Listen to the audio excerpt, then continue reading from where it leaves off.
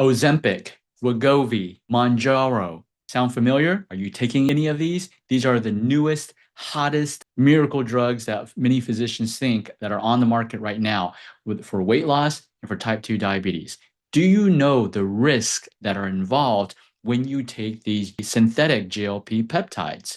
Do you know the risk? You probably don't, because most of the pharmaceutical companies, and maybe even your physician, they downplay the risk, and there are some pretty horrific risk that they may not let you know. And that's what I'm going to go over today in this video. It's just to share information, let you have all of the information. The purpose of this video is not to tell you not to take these medications. If you were to ask me, would I take them? No. Would I recommend it to my family and to my patients? Absolutely not. One of the main reasons is there's not enough research to show that they are safe. But wait, Jimmy, some of them are FDA approved. What do you mean they're not safe? Yes. Just because they're FDA approved does not mean they are safe. And that's what I'm going to share with you. This is the missing information, especially the big pharma will not tell you, because these medications are a $1 trillion industry. Let's get into the details. So I created this nifty little dashboard, Peptide Risk Master Dashboard. If you want access to this dashboard, because there's a lot of information on here, just type into the comments below dashboard, and my team will send you, give you access to it, okay? We're not gonna go over all of the dashboard in this one video. I'm gonna split it into many videos, but we're gonna go over the main two, the overview and the unknown risk. So these are the risks that you may not know about GLP-1 peptides. In fact, this is going to be similar with most medications. You're going to find that most medications are not proven safe for long term. They're proven safe for short term, but even that evidence is not 100% accurate. We don't even know. You, me, the public, we have no idea. Only the researchers will know. Let's go over first the overview, what we know and what we don't. Now, first of all of this is not my opinion. All of this information that I'm sharing with you is from PubMed.com. It is all research done by scientists, medical doctors. Even among scientists and medical doctors, they fight with each other and they argue with each other. So this is not my opinion. I will let you know when it's my opinion. These are facts, and I have all the resources listed up here. PubMed sources, okay? So what's the most important thing? For me, I'm just talking about myself and my family. If we're gonna take something that is man-made, synthetically made, it's not natural, it doesn't grow from the ground, the first thing I'm concerned about is the safety of it. And not just, hey, is it gonna be safe for me for 1 day, 1 year, 5 years? I wanna know 50 years down the road, what harm is it going to do to my body? Because some medications, they take time to damage your body. It's a little over every day, every year. It's just a little more damage until 20 years down the road, your body's breaking down and you're wondering why. You have no idea. And you ask your physician, could it be these medications, these 20 medications that I'm taking? And your physicians are going to say no. But do they really know? They don't really know, because there's too many variables. It's hard to say one medication. They're going to say, oh, it's not the medication, because the medications are proven to be safe. Well, that's what we're going to get in today. Are they really proven to be safe? So how many of these peptides, synthetic peptides, have a 50-year-old safety study? Zero. Zero of them have a 50-year study. 19 of these peptides, the FDA flagged as unsafe and unproven for compounding, for mixing. Next, you're 9 times more likely to get pancreatitis on GLP-1s compared to a control treatment. This is based off JAMA. Okay, this is a medical journal in 2023. You have a higher risk of getting inflammation in your pancreas. And if you get acute pancreatitis, that's life-threatening. 112,000 adverse event reports analyzed in 2026 off of GLP-1 dosing error study. You probably didn't hear about those, right? Here's the key one that I look for. How many years do they do these studies to make sure that they are safe? Maximum 5 years. Some of them were only done in 2 years. You're trusting 2 years of research. And the research is, I'll show you in later videos, the research is paid by the pharmaceutical company. What do you think they want to show in that research? That it's safe or it's dangerous? These are the facts. All of these peptides, synthetic peptides, maximum only have 5 years. Max trial window used to approve most GLP-1 drugs. You think the FDA is here to protect us. Is it really? If they're allowing these drugs that can give you 9 times risk of getting pancreatitis, they're passing it in just 2 years. Are they really looking out for you? Since I practice Chinese medicine, there's sometimes we have people asking, oh, Chinese medicine is not proven, it's not approved by the FDA because it's not covered by insurance. So it's not proven to work, it's not proven to be safe.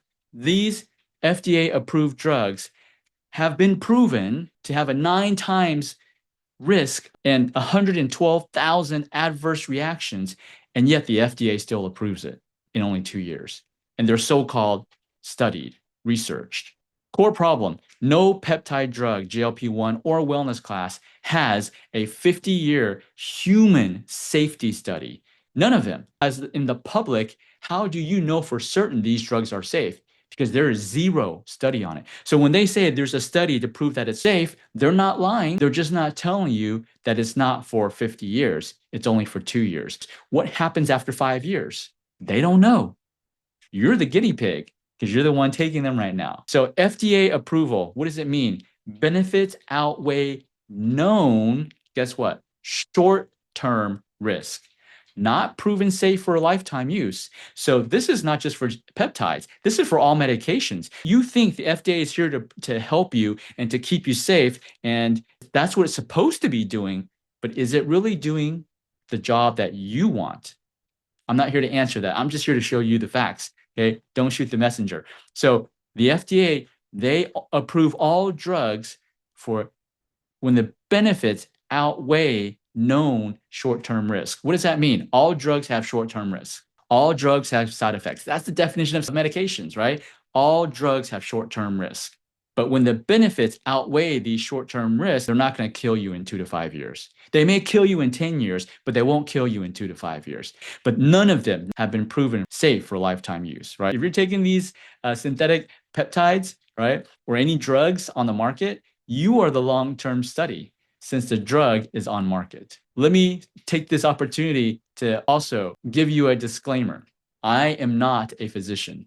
I was not trained in acute medicine, emergency medicine. I was not trained to prescribe these type of medications. I was not trained to do surgery. That is what Western medicine does. I was trained in traditional Chinese medicine, nutrition, lifestyle medicine, restorative longevity care, which is something I created.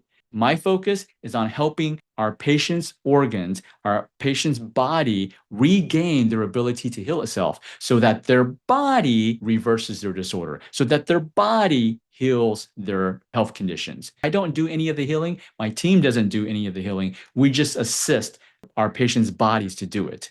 So I got to give you that disclaimer. Otherwise, Google or YouTube will shut down my channel. So the GLP-1 drugs are the most popular right now. And this is what the researchers have found.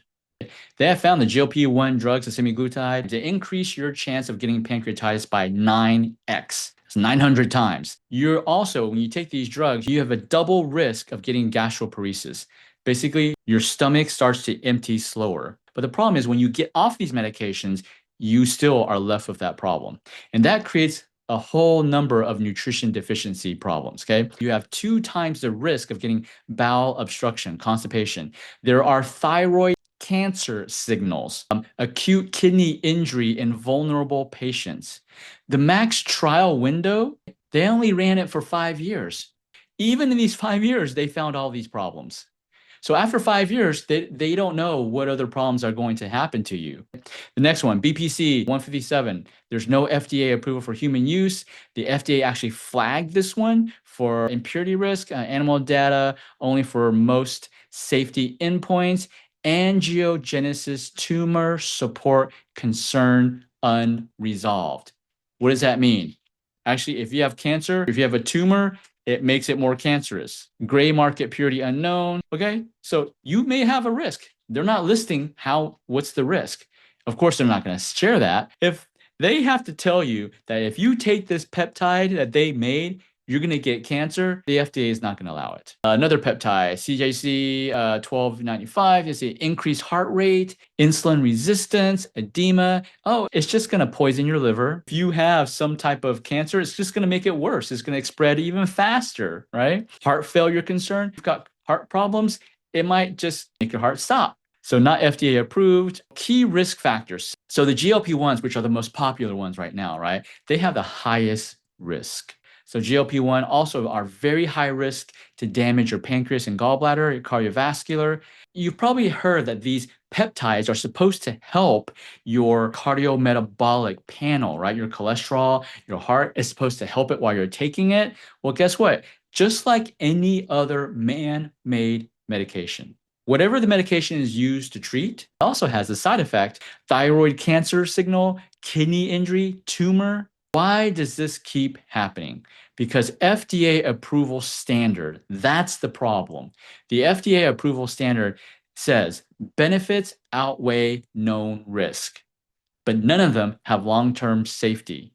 The trial length, they only do it for 2 to 5 years. Chinese medicine has a 3,000-year-old time-tested history. It wasn't done in a laboratory paid for by big pharma, but it has been in the society, in the public. It is no different. If you are taking these GLP-1 drugs right now, you are the test guinea pig. Chinese medicine has already done that for 3,000 years. For hundreds of millions of people have already gone through Chinese medicine and proven that it's safe.